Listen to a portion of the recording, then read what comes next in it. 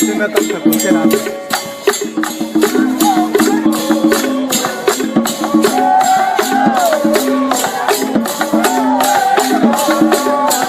Le 9e porte sur le titre « Bâtir une infrastructure résiliente, promouvoir une industrialisation durable qui profite à tous et encourager l'innovation ». Bien sûr, les métacompétences sont systémiques, prospectives, de changement, individuel et collectif et de responsabilité. En introduction, nous pouvons dire que cet objectif a comme axe de connaissances internes la croissance et le développement, la soutenabilité, faible ou forte,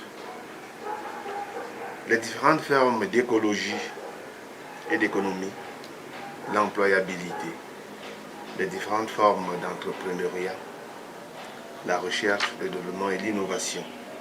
Voilà donc les grands axes de savoir sur lesquels porte cet objectif. Le premier point qu'on peut développer est celui des infrastructures de qualité fiable, durable et résiliente dans l'entreprise à une échelle micro, mais aussi dans la vie pratique, dans la vie et on peut dire dans la société en général. L'infrastructure de qualité doit permettre de créer le bien-être dans l'entreprise ou dans la société, de mettre en place des infrastructures résilientes, des infrastructures durables. En termes d'objectifs,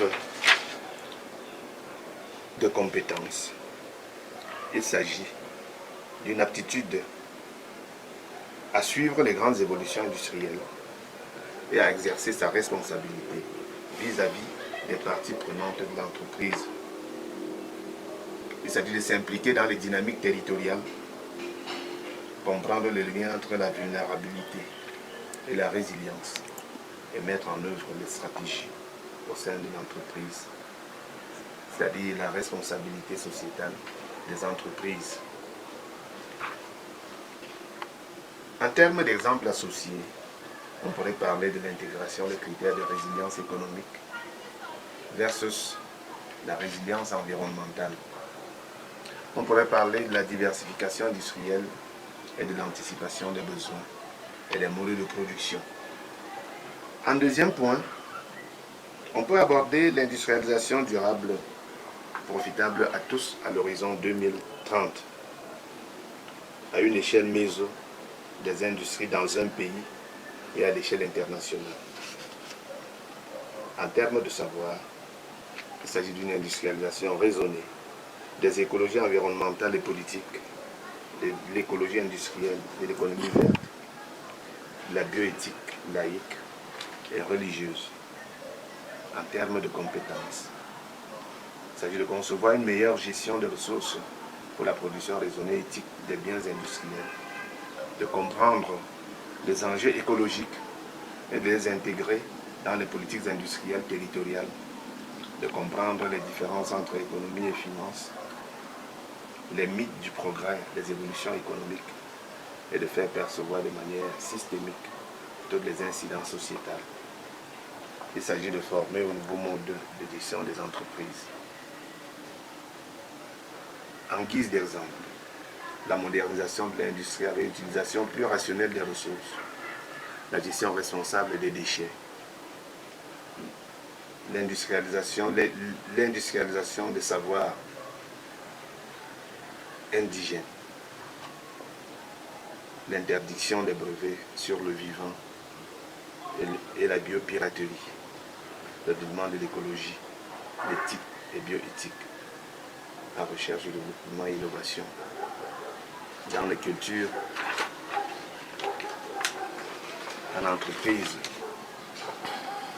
on peut également, au niveau des savoirs, parler de la résilience, à savoir qu'il faut former à l'esprit d'invention, entre les risques et la résilience et anticiper les grandes évolutions économiques, les nouveaux modes de production et de consommation, la fragilité et les dépendances en contexte d'incertitude et de crise.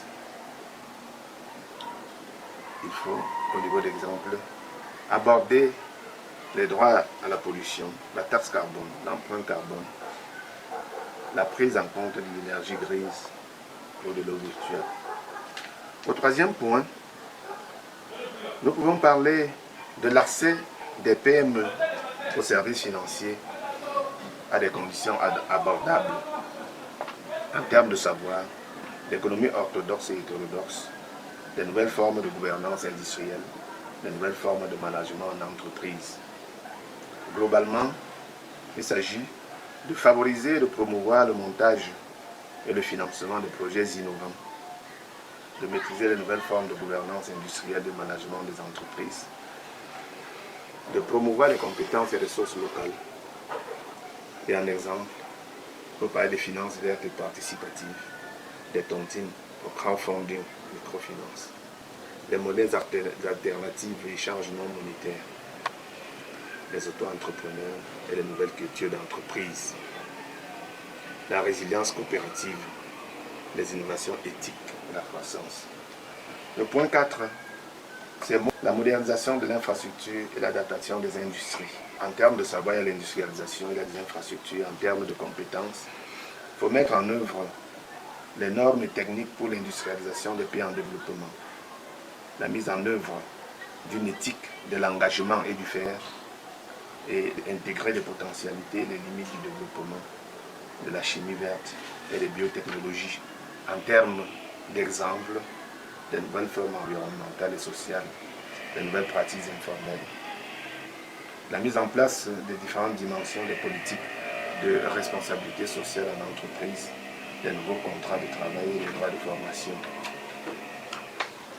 Le dernier point de savoir à ce niveau, c'est le développement des sociétés émergentes ou en termes d'objectifs. Il faut concilier les ambitions de développement des sociétés émergentes et la tentation de l'industrialisation à outrance, l'industrialisation sans limite éthique ou bioéthique, avec le bien-être des personnes.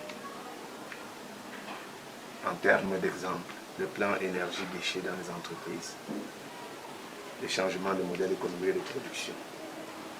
En point 5, il s'agit du renforcement de la recherche scientifique et du perfectionnement des capacités technologiques.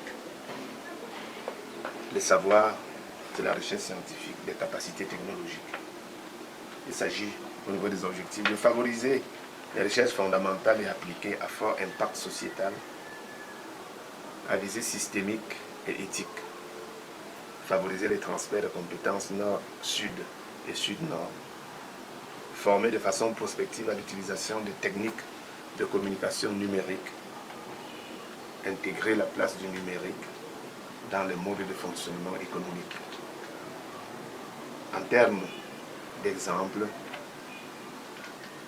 la promotion des recherches et actions en lien avec les entreprises vecteurs d'innovation, les contrats d'entreprise partenariat, les pépinières d'entreprise, les mécénats d'entreprise, les cultures et pratiques du numérique au travail, à distance, les usages numériques, la généralisation des usages d'Internet, les fautes à l'entreprise. Le point 6